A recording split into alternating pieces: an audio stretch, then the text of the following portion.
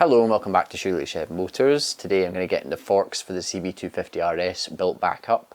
The stanchions have been away at pittedforks.com, AM Philpott. They have re-chromed the forks with a hard chrome. It's a really good quality coating. I'll show you in a second. And then we've got the lowers been powder coated, all the internals have been cleaned, fresh oil, fresh seals. So it should be just a fairly straightforward job to put these together. Right, so Philpotts, they are really massive supporters of mine, so I'm going to give them a huge shout out here. What they do, basically, they are a company based in Luton, and they take your old forks, if they're pitted, so they're all kind of rusty, as the chrome's flaked off them, or if they're slightly bent as well. There's a limit to what they can do with bent forks, but most forks will have a little bit of a bend to them, just kind of by use. So what they do is they take your old stanchions, they grind off all the old chrome, they straighten them, they put a new hard chrome on, grind the fork back down to the correct diameter and ship them back to your door. Now, like I say, this is a hard chrome, so it's a different type of chrome than what's on your forks when you get the bike brand new. So even if you replace the stanchions that you have with brand new ones, they're still going to be that kind of soft decorative chrome. This is like industrial grade chrome. It's much thicker and it's much more hard wearing. It actually has quite a nice finish to it. I actually prefer to standard chrome. So this is how they come back to you in cardboard tubes, all packaged neatly. And I'll pull one out. So apart from my greasy paw prints all over them, that is the finish you get. It is absolutely immaculate. And like I say, it's not quite as garishly shiny as sort of standard chrome. It's got a little bit more of a satiny matte finish to it. I really like that look. These should last the lifetime of this bike now. They're really reasonably priced, Philpotts, and they do an amazing service. So if that's the kind of thing you need done, check them out. I'll drop a link in the description for you to look at that. Right. These forks are a little bit different to most sort of standard motorbike forks in that we press the seal into the lower first before assembling the stanchions, etc. Most forks, you sort of assemble the stanchions, bolt them in from underneath, and then slide the fork seal down the stanchion and press it in from there. This is a bit more of a kind of older style, and it's actually much easier to fit the seals. You don't need any special seal driving kit. So first things first, I'm just going to put a little bit of grease around the seal just to help it slide into place. Doesn't need much. And then it basically goes into the top of the stanchion. Get it nice and square.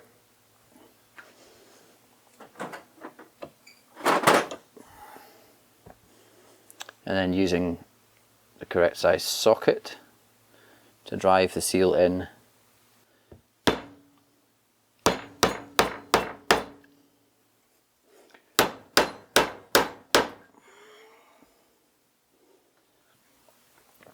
Now there's a circlip.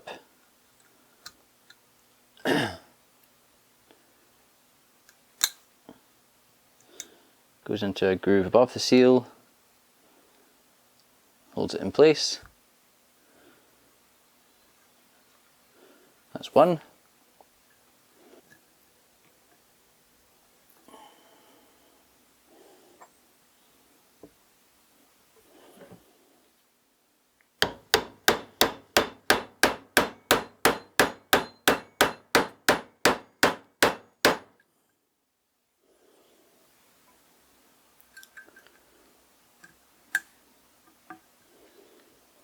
Okay, with the seals driven into place, we're going to get a stanchion and a dampening rod and a dampening spring. Spring goes onto the rod gets dropped down the inside of the stanchion.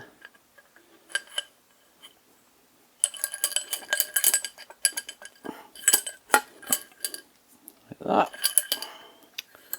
All the way to the bottom, and this little sort of bushing goes on there. So with this, it all gets slid into the fork. Now because that bushing will float about, if you're not careful, angle it down the way, and then just very gently push that stanchion past the seal, like that. There we go. We're going to get the bolt for the bottom with the copper washer on it.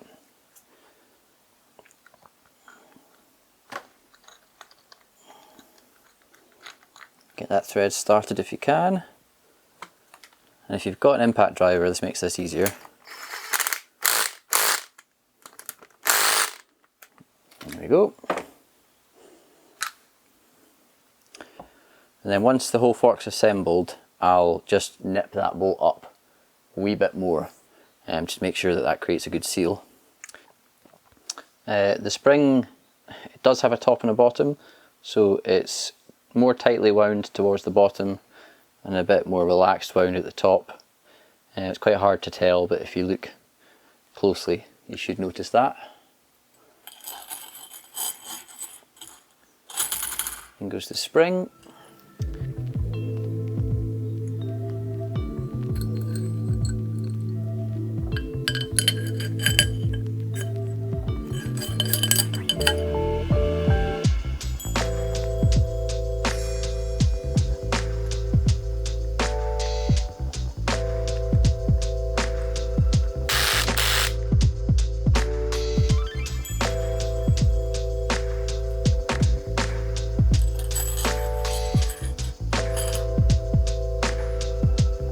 So, fork oil, I'm using 5-weight in this.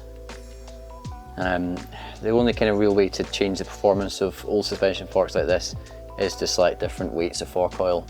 I'm going for 5-weight, see what it's like. Read up a little bit, seems to be not a bad shout. So I'm looking for 158 mil. That's 150. 158.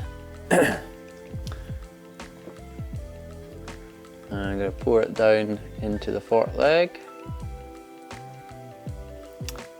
So, top cap. It's quite hard, but I like to sort of preload my hand counterclockwise, ready to turn clockwise and do the opposite with the other hand. Put it on top of the spring, push the spring down,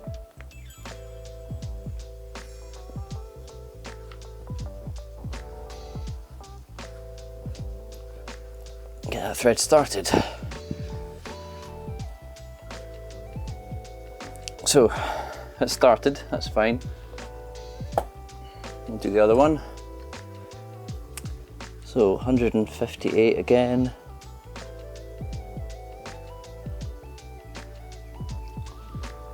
That's there.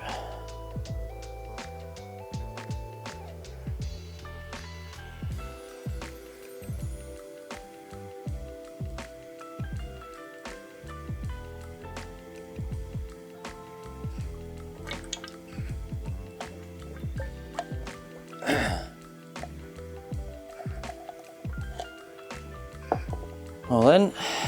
Now the hard bit again.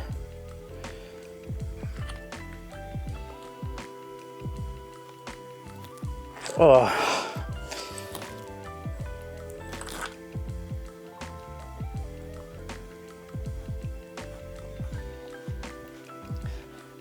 That's us. So all I'm doing now is just gently working the fork up and down to spread that oil.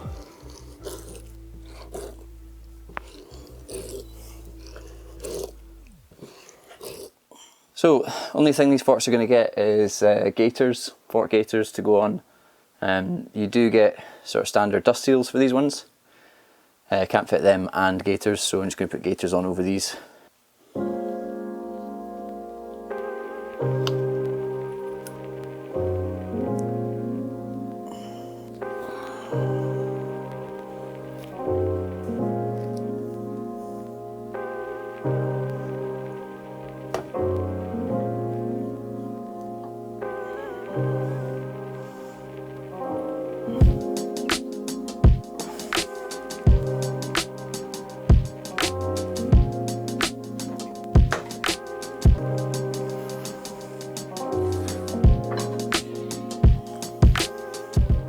So because I'm doing away with the old speedometer drive, I've made up this little kind of spacer that replaces it, and made that in the lathe.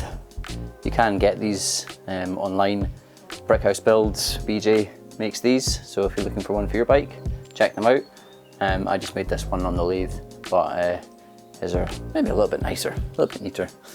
Either way, I'm going to get the front wheel bolted onto the fork now, and hopefully that will be our kind of rolling chassis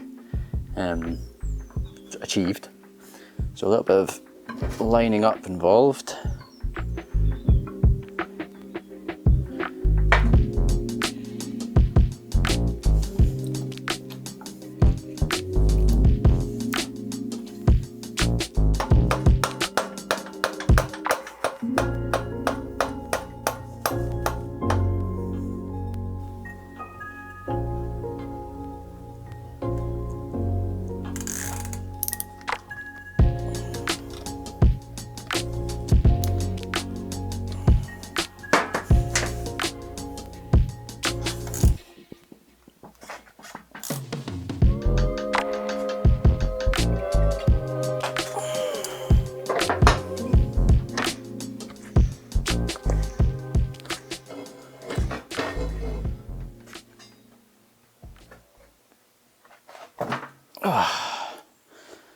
Right, small task of getting the engine back into the frame now.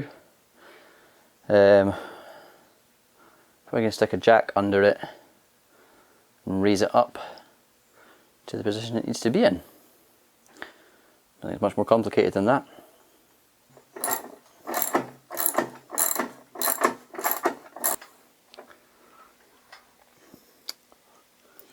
Starting to think putting my brake pedal on is a bad idea.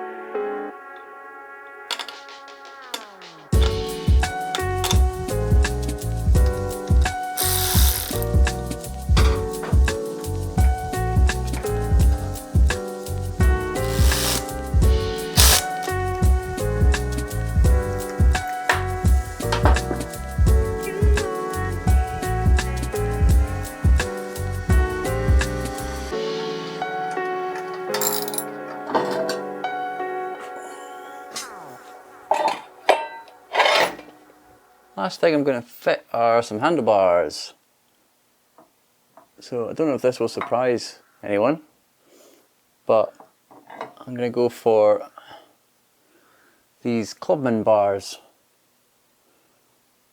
About that kind of angle.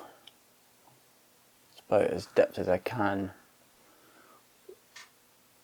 Looks good to me. So why Clubman bars? I don't know, I just fancied it. I haven't really done many bikes with Clubman bars. I didn't want to go full clip-ons, but this still has that kind of more sporty vibe.